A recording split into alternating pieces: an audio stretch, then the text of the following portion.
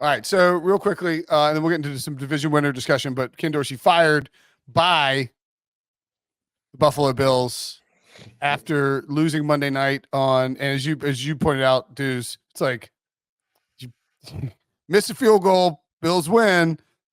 12, too many men on the field. Bills get to kick again, and Dorsey's fired. The Bills rank like top 5 in every advanced and basic offensive metric this season.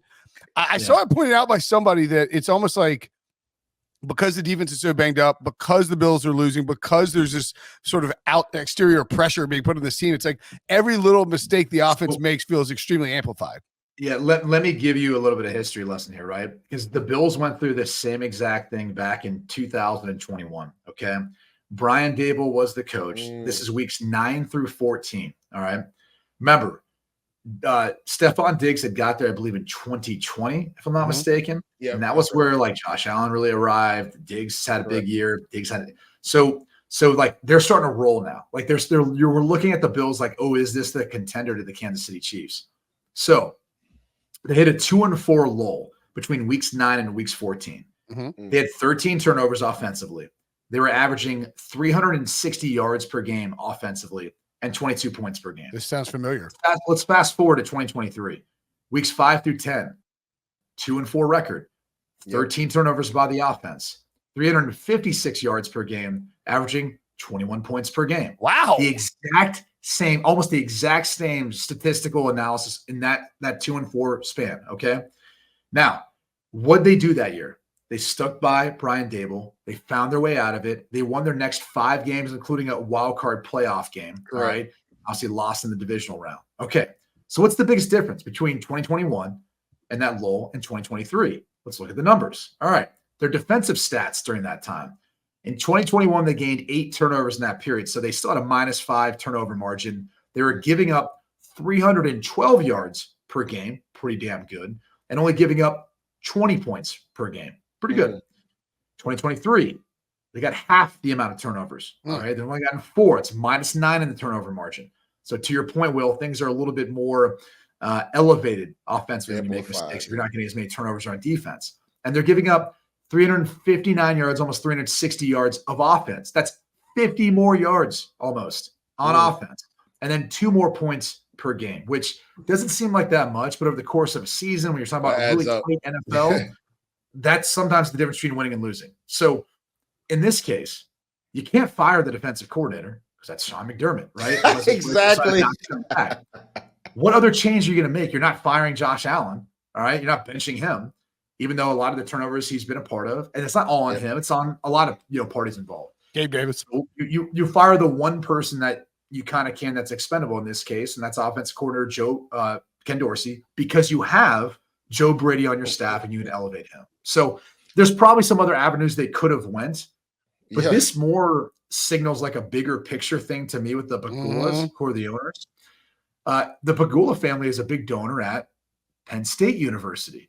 Who just got fired this past week at Penn State? The offensive coordinator, Mike Yurcich. Mike Yurcich, yep.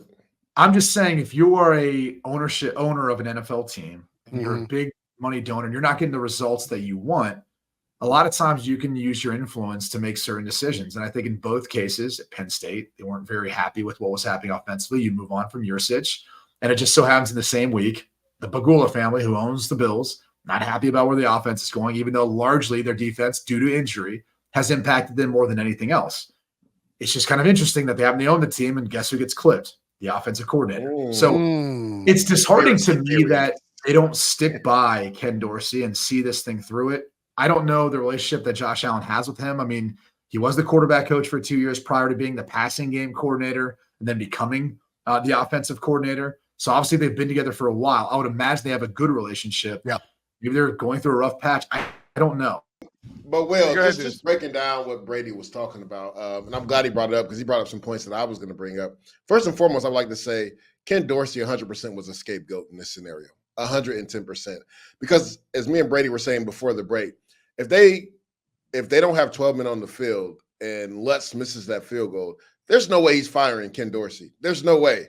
My thing is, he's right. You can't fire Josh Allen, but what you can do is take the game out of his hand. let's go back to what Brady was talking about last year. I don't know if Brady remembers, maybe he does. There was a scenario where they played the Cleveland Browns, but remember they had to play him in Detroit because of the storm. Now, this is off of that stretch where Josh Allen had multiple turnovers versus New York Jets, hurt his elbow, then had the turnovers versus the Vikings. What did Ken Dorsey do that game? He took the ball out of Josh Allen's hands. They ran the ball for nearly 200 yards. What did they do on that last drive this last week versus Denver to take the lead? They took the ball out of Josh Allen's hands. They ran the ball. So Ken Dorsey does know how to rail him back in if he does start playing high school Harry football and turning it over. Run the football. I mean, James Cook averaged, I believe, over 8 yards a carry. Latavius Murray averaged like over 4 or 5 yards a carry. I don't know where in the books it says just because we're paying a quarterback $200+ million that we can't run the football. Like, that is outrageous to me. And Sean McDermott, like, this is what I was talking about earlier this offseason when he got into it with Steph Diggs, may have misspoke in the media. Brady, you know this, as a head coach, you got to be level-headed, right? You can't speak off emotion. You can't make emotional changes. And time after time, McDermott shows us that he makes emotional decisions, right? He misspoke about Steph Diggs, who was your number one player on offense. Or you can put Josh Allen there in that scenario, 1A, 1B, right? You upset him because you clearly told him he could go home because you guys couldn't come to terms on what you were talking about. But then you go to the media and say you're very concerned that he isn't there. Now you ask Ken Dorsey as if he's the issue when your quarterback. This is a crazy stat, y'all. You know how many turnovers Josh Allen has since he started in the NFL? 94 turnovers. Yeah, you know how many games Josh Allen has actually played in? Only 87. So he's averaging at least 1 turnover plus a game. How is that on the coordinator? No, that's on Josh Allen. So you can say what you want, McDermott, and maybe you're right, Brady. Maybe there is some conspiracy theory where the owners aren't happy and somebody had to get the boot. But firing Ken Dorsey was not the solution in this scenario. Let's not also forget the Bills have a gauntlet of a schedule coming up, right? Mm-hmm. Yeah, I believe they have the Dolphins again. The Jets always play the Bills really hard. They have the Chiefs still to play. They have the Cowboys still to play. And I believe the Eagles too, if I'm not mistaken. So, like, this is when you want to fire your offensive coordinator before that gauntlet of a schedule? Yeah. I said it, Brenton, and me, you were texting. I said it in the beginning of the year, and Brady, you even looked at me crazy. I said, I don't think the Bills are making the playoffs this year. Now, of course, this is before Aaron Rodgers' injury. Right. I just said, because, Brady, you know this, most teams, when they have a legit shot, it's a 3 to 4 year window. And I felt like last year was their last window. Now, they tried to elevate that by bringing in Leonard Floyd. And I said, that makes a lot of sense. If and only if. He was the 12th man, I believe. On the field. Exactly. I said that elevates his team. If and only if we get the Von Miller we saw before the ACL, we have not gotten that. Plus the injuries on defense. I told everybody looked at me, I said, I don't see them making the playoffs just because I think they missed their window. And it's because of Patrick Mahomes. That's just what it is. But their window, they already missed it already. So I think it's interesting to note, too, that before the season, the Bills, amidst all this sort of like the sky is falling, the windows closing kind of chatter out there, and everybody's, I think there's a lot of people who are, for whatever reason, like, and I'm not saying you're this way, dudes, but it's just like people are like kind of like okay with the Bills like failing and like it all falling apart. But then they gave that contract extension to Sean McDermott and Brandon Beane, but it was like very much like everything's fine. Like, don't look at it like it didn't feel like it was like a big, like, hey, you know, like we're announcing this extension because it felt like a vote of confidence extension. And on top of that, it literally happened after the issue with Stephon Diggs. Yes, correct. So it seemed like it was a cover-up thing to let, like you said, Will, to let everybody know, you know, families argue, but we're fine. Look, we just extended our GM and head coach. And I was like, the timing of that is awful, right?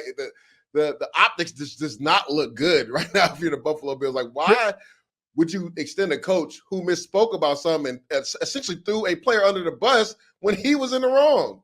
Prisco says he thinks that the Bills could blow it up this offseason if they miss the playoffs. Agree or disagree? I agree with it. I mean, you're paying a lot of people a lot of money. And if you're not going to make the playoffs and make runs, Brady, what is the purpose of paying them dudes all that money? No, I mean, obviously, I think the reason why you pay everyone money is because you feel like you have a quarterback who can win you a Super Bowl. And there's no doubt, you know, Josh Allen has that talent, has that ability. I think the tough thing for him is, you know, it's interesting. You know, he was on a podcast with Tom Brady earlier this year, and they were talking about just kind of like, you know, running and taking off. And Josh Allen was kind of like defending that decision to do that. And obviously, he's such a gifted athlete. He's big, he's physical, like he's got all of that. But I think Tom Brady was trying to tell him, like, hey man, like this is how you play long time, you know, like into your 40s, really successfully and win multiple Super Bowls, because eventually like those hits add up and freak accidents happen, all that stuff. And I wonder if, depending on how the rest of the season goes, like I remember when I went to play for Ty Willingham in college, and I was the first coach that got fired that I was a starting quarterback for, and I felt completely responsible for it. To this day, I feel guilty about it, and that one hit me the most, because that's the team that like I chose, they chose me, right? They chose to make an offer, I chose to go there, and even to this day, every time I see him, I feel like I always need to apologize, because I just wasn't the player that he needed to be me to be at that point in time in my career, especially as a true freshman playing when I was 18 years old. But I always like reflect back on that and looking at the partnership with your offensive coordinator and with the head coach in that case. And, you know, it can kind of be a touchy thing, you know, because you're in a cutthroat business where when things aren't going right, like someone has to take the fall. That's why I bring up like the lines are so thin, right? Like if they win that game, we're not having this conversation. Correct. Right? If they're a 3-3 team over the last 6 and hey, they ended up winning a close one versus Denver coming off the bye. Like we make all these reasons on the outside as to why they won that game. And instead, because of the loss and the way they lost, ultimately they have to move on from offense coordinator. And now we're talking about like, well, what happens if it doesn't work out? They blow up the whole thing. It's like, man, I think more organizations hurt themselves by blowing things up instead of making minor directions in the course and how they're going about like where they're trying to get to, right? Yeah, it's like steering a ship. All right. Anyone who knows, like when you kind of move that rudder, it's not like driving a car where you go to turn right and it turns right away, right? It's not like that. You kind of turn the rudder a bit. It takes a little minute before you start correcting. And sometimes you overcorrect. You got to go a little bit back the other way. It's not like a straight line. And I think that's the hard thing for Buffalo right now is they're feeling like they need to change the direction and change the rudder. And sometimes when you overcorrect and you blow things up, you push yourself even further back from having the ultimate success that you want to. And that's my concern and worry for, I think, Josh Allen, for, you know, Sean McDermott, really that entire organization.